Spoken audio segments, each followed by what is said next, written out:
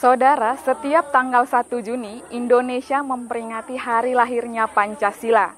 Dan ND merupakan kota di mana Bung Karno merenung dan mengilhami 5 butir dasar negara Pancasila selama masa pembuangan dan pengasingannya di kota ND. Dan sekarang saya sudah berada di situs Bung Karno yang merupakan tempat tinggal Soekarno selama 3,5 tahun di kota ND. Baik Pak Udin, kira-kira apa saja barang yang menjadi peninggalan dari Bung Karno? Ya, kita bisa lihat di belakang kita sisi sebelah kanan itu tempat tidur ranjang itu yang pernah dipakai Bung Karno bersama Ibu Inggit. Ada 1 lemari pakaian, ada 2 gantungan pakaian beliau. Nah, di samping ini ada tongkat yang pernah dipakai Bung Karno, satunya motif monyet untuk dalam kota dan satunya motif polos untuk luar kota. Nah, di sebelah ini ada lampu minyak yang pernah dipakai Bung Karno bersama keluarga selama diasingkan 4 tahun. Nah, di sebelah kiri ini ada ranjang tempat tidur ibu mertua sama anak angkat beliau. Kita menuju ke ruang depan. Nah, ini ada lukisan tangan Bung Karno pada tahun 1935. Ada 3 batang kayu clipping itu untuk mencepitan lukisan tangan Bung Karno. Di sebelah kiri kita ada ruangan tamu beliau. Termasuk ruang kerja Bung Karno, ada 2 kursi rotan dan 1 meja marmer. Nah, di sebelah kiri kita juga ada ruangan yang masih tersimpan barang-barang peninggalan Bung Karno yang pernah dipakai beliau bersama keluarga selama diasingkan di ND. Itu ada kaki meja berukir, ada biola, dan ini juga ada 1 lembar kain destar, itu ikatan kepala beliau, 1 lembar kain sarung Samarinda yang pernah dipakai Bung Karno, ada pulpen yang pernah digunakan Bung Karno, cerita anak angkat Bung Karno Ratna Juami, ada 6 alas gelas dan 1 nampan, itu tulang. Nah, di sebelah ini ada sandiwara karya Bung Karno yang pernah dipentaskan di Gedung Immaculata oleh murid-murid Bung Karno. Di sebelah kanan saya ini ada surat keterangan kawin Bung Karno dengan Ibu Inggit dan surat perjanjian cerai Bung Karno dengan Ibu Inggit.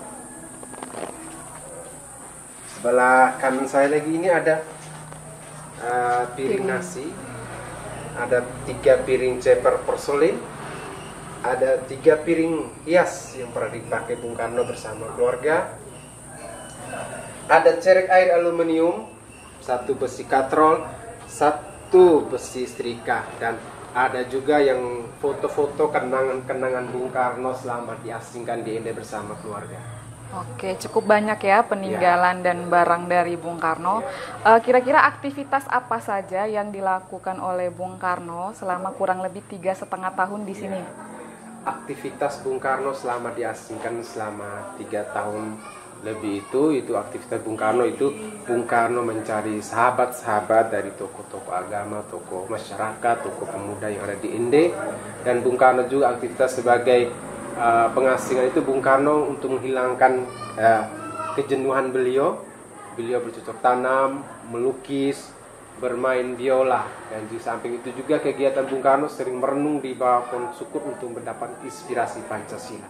Saudara, itu tadi penjelasan dari Bapak Udin yang merupakan juru pelihara situs Bung Karno mengenai barang apa saja dan aktivitas Bung Karno ketika berada di situs Bung Karno ini.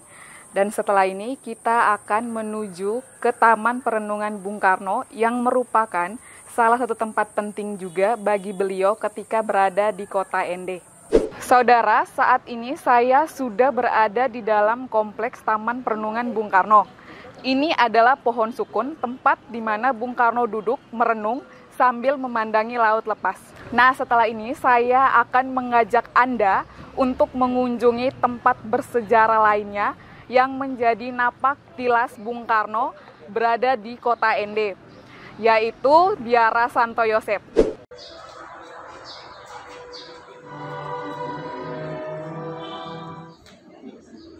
Saudara, saat ini saya sudah berada di Biara Santo Yosep, tempat di mana Soekarno mengisi waktunya untuk membaca di perpustakaan milik SPD ini.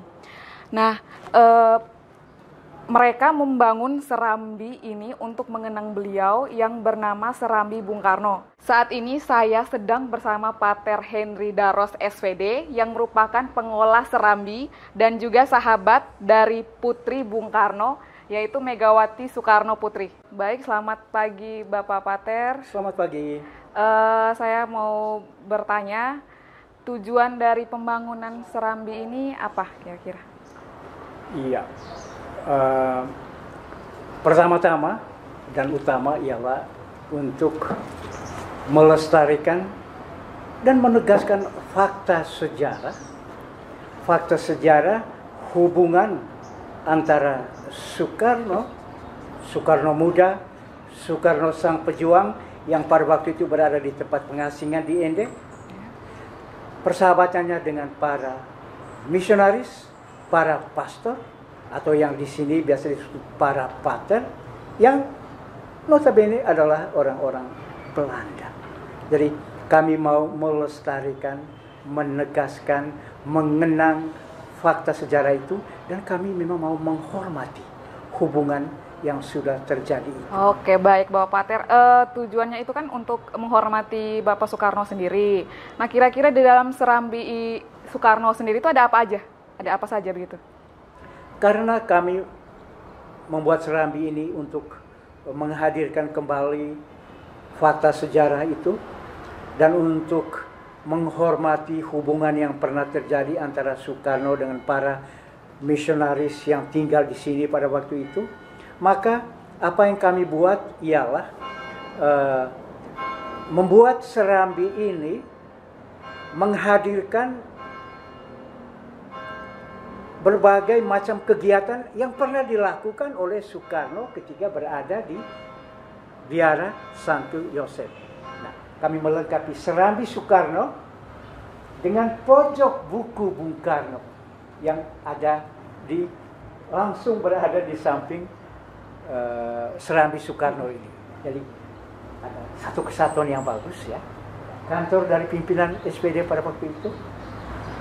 Tempat beliau juga selalu duduk merenung dan membaca. Tapi tempat di mana ada serambi Soekarno saat ini pada waktu itu merupakan pendopo.